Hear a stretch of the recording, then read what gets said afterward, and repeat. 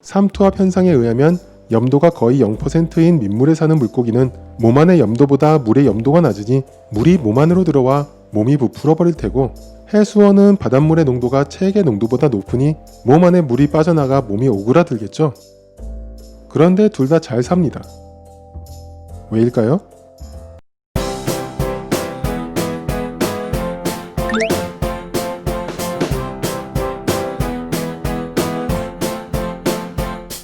안녕하세요. 이번에는 해수어 사육 방법 중 잘 알려지지 않은 저염도 사육에 대해 이야기해보고자 합니다. 제가 2015년부터 2017년까지 햇수로 3년을 비중계로 1.010 SG 정도의 저염도로 길러봤었는데요. 실제 바닷물의 비중은 1.023 SG 정도니 일반 바닷물의 절반 이하의 염도네요. 바로 얼마 전 라이언피쉬 관련 영상을 올릴 때 보셨던 그 어항이 저염도 어항이었습니다. 셋째 늦둥이 출산으로 당분간 해수어를 접기 전까지 운영했었는데요. 폭이 75cm, 즉 그리 크지 않은 두자반 수조인데 심지어 선프도 없는 상면 여과기에 여과제 잔뜩 넣고 저염도로 키웠습니다.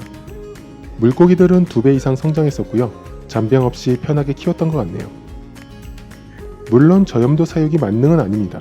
단점이나 조심해야 할 것도 많고요. 물고기마다 저염도에 대해 적응하는 정도가 다 다른데요. 경험상 탱이나 엔젤, 라이언피쉬, 그루퍼 등이 저염에 오래 잘 지내는 것 같고요. 박스피쉬나 해마 같은 종은 1.010 이하의 저염은 위험합니다.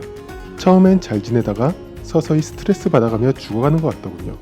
의외로 니모라 블리우는 크라운피쉬 종류들이 저염도에 민감한데 해외 사이트에서도 1.01 이하의 저염도에서 니모류들은 좀 위험하다고 합니다. 저도 저염 사육을 여러 번 해봤는데 의외로 니모들이 잘 못 견뎌하는 것 같더군요. 1주에서 2주 정도 지나면 스트레스 받아서 흰똥을 싸다가 서서히 먹이를 거부하기도 하고, 산호랑 같이 키울 때 잘 지내던 이모들이 장기 저염 사육에서는 오래 못 버티더군요. 이런 종류들은 백점병 등 검역을 위해 극도로 염도를 낮추기보다 백점충이 죽을 수 있는 1.012 정도의 염도에서 검역해주는 것을 추천합니다. 저염도 장기 사육을 해본 경험과 해외 사이트에서의 내용들을 정리해서 저염도 사육에 대한 영상을 시리즈로 만들어 보려고 합니다. 저도 저염도에서 장기 사육을 했었지만 이미 1990년대에 콜먼이라는 분이 14개의 1.011 SG의 저염도 수조를 세팅하고 16개의 일반 염도 수조를 동일한 온도와 여과 시스템으로 세팅해 3년여간 테스트해본 결과 두 수조에서 물고기의 행동의 차이는 거의 없었고, 오히려 저염도 수조에서 기생충이나 병원충 발병이 거의 없었고, 특히 엔젤피쉬 수조는 1년간 저염도를 운영하며 물고기들이 번성했었다는 결과도 있었습니다. 그렇지만 저도 그렇고 해외 사이트에서도 그렇고 저염 장기 사육을 그리 추천하지는 않습니다. 저염도에서 오래 키우면 아감이나 장기에 이상이 발생할 수도 있다는 이야기도 있고, 무엇보다도 실제로 우리가 키우는 해수어들에게 저염이라는 환경이 자연스럽지 않다는 것이 가장 부담이 되죠. 아직 모르는 부분들이 많기에 오랜 기간 저염 사육을 했던 저도 저염도에서 장기적으로 사육하는 것을 추천하지는 않습니다. 다만 제 경험과 검색해 모은 지식으로 참고가 되었으면 좋겠네요. 저염도 사육이 생각보다 복잡하면서 쉽습니다. 내용이 워낙 방대해서 한 번의 영상으로 만들면 너무 길어질 것 같고요. 왜 저염도 사육을 하는지, 저염도 사육의 장점과 단점, 저염도 사육 시 주의점 등을 나누어 만들어 올려볼까 합니다. 바다는 넓고 방대해서 아직도 우리가 모르는 게 너무 많죠. 제 경험과 해외 사이트를 참고하다 보니 완전히 과학적으로 100% 증명되었다고 하기 어려운 부분도 있고, 순전히 제 경험에서 나온 내용도 있을 수 있어서 어느 정도 이해해 주시고 참고로 봐주시면 감사하겠습니다. 이번에는 저염도 사육의 기초에 대해서 나눠보겠습니다. 먼저 물고기와 염도에 대해 이야기해 보겠습니다. 저염도 사육을 이해하기 위해 물고기가 체내 염도를 유지하는 방법에 대해 아셔야 될 것 같습니다. 바닷물에 녹아있는 소금의 양을 대충 퍼센트로 치면 3% 정도 됩니다. 그리고 물고기 몸의 체액 농도는 해수어나 민물고기나 모두 1.5% 정도 되죠. 삼투압 현상에 의하면 염도가 거의 0%인 민물에 사는 물고기는 몸 안의 염도보다 물의 염도가 낮으니 물이 몸 안으로 들어와 몸이 부풀어 버릴 테고, 해수어는 바닷물의 농도가 체액의 농도보다 높으니 몸 안에 물이 빠져나가 몸이 오그라들겠죠. 그런데 둘 다 잘 삽니다. 왜일까요? 둘 다 소변을 통해 문제를 해결하는데, 민물고기의 경우는 물을 마시고 염분 농도가 거의 없는 묽은 소변을 배출해서 몸의 염분을 조절하고요. 해수원은 바닷물을 마시고 아주 염도가 높은 소변을 배출해서 일정한 농도의 체액을 유지하죠. 그런데 연골 어류라 불리는 상어나 가오리는 좀 다릅니다. 혈액의 농도를 소금으로 유지하는 것이 아니라 암모니아로 변화되기 전의 물질인 요소라는 것으로 유지하는데요. 소변은 거의 소금과 같이 아주 진하게 배설하며 일반적인 경골오류와 다른 시스템으로 체액의 전해질을 유지합니다. 그래서 황소상어처럼 강까지 올라와서 사람을 해칠 정도로 민물에 적응을 잘 하는 종류도 있지만 대부분의 상어나 가오리는 위에서 말한 것처럼 저염에서 기르면 조절하지 못하고 죽죠. 물론 백전병 치료한답시고 저염 검역도 안 됩니다. 체액에 요소가 많아서인지 죽으면 요소가 바로 암모니아로 바뀌어 삭힌 홍어 냄새가 암모니아 냄새로 나는 게 바로 그 이유인가 보네요. 산호나 불가사리, 새우, 게 등의 무척추동물은 체액의 농도를 유지하기 위해 소변을 보거나 피를 바꾸거나 하는 게 귀찮아서인지 아예 체내의 농도가 해수랑 같도록 해버리죠. 이런 동물을 삼투수능형 동물이라고 하는데 그래서 바닷가에서 게를 잡아 소금 치지 않고 그냥 튀겨도 짭짤한가 보네요. 그런데 의외로 무척추 동물이 적응하는 염도는 더 다양합니다. 우리가 대하라고 쉽게 먹는 양식 새우인 흰다리 새우는 검역 염도보다 더 낮은 1% 이하의 저염도에서도 잘 살아서 논에다가도 양식을 하죠.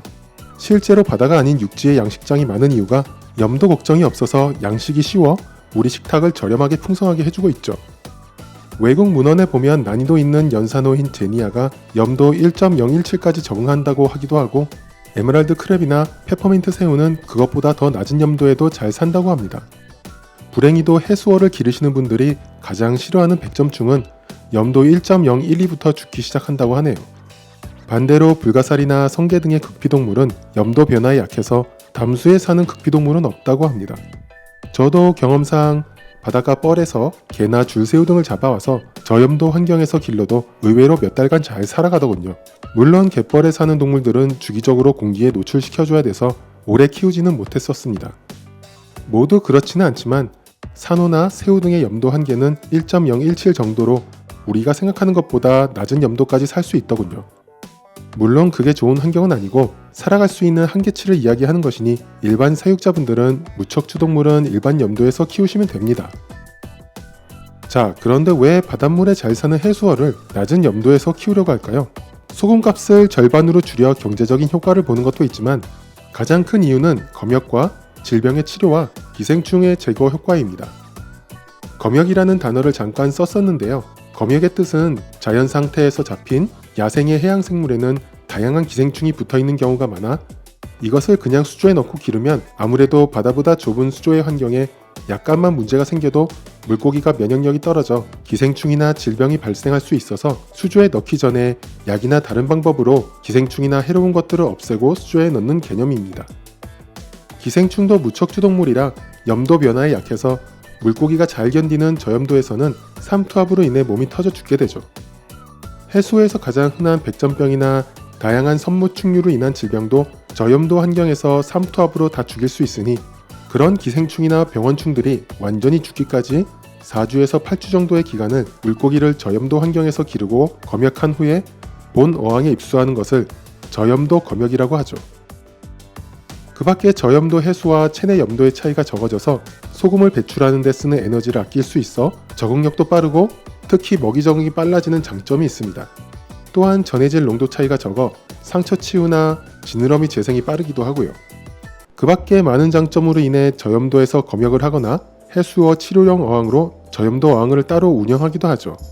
바닷물의 염도에 살던 해수어를 1년 이상 장기간 바닷물 절반 정도의 저염도에서 사육하는 장기 사육에 대한 부분은 부작용도 있을 수 있고 알려지지 않은 부분이 많아 시도하는 분들이 많지 않지만 몇 주의 단기간 동안 저염도에서 해수어를 검역하거나 치료하는 것은 검증된 좋은 방법입니다. 이번에는 해수어의 저염도 사육의 기본 개념에 대해서 이야기해보았는데요. 다음에는 저염도 사육의 장단점에 대해 영상을 만들어 보겠습니다. 재밌게 보셨으면 구독과 좋아요 부탁드리고요. 궁금하신 점은 댓글에 남겨주시면 아는 범위 안에서 답변 드리겠습니다. 감사합니다.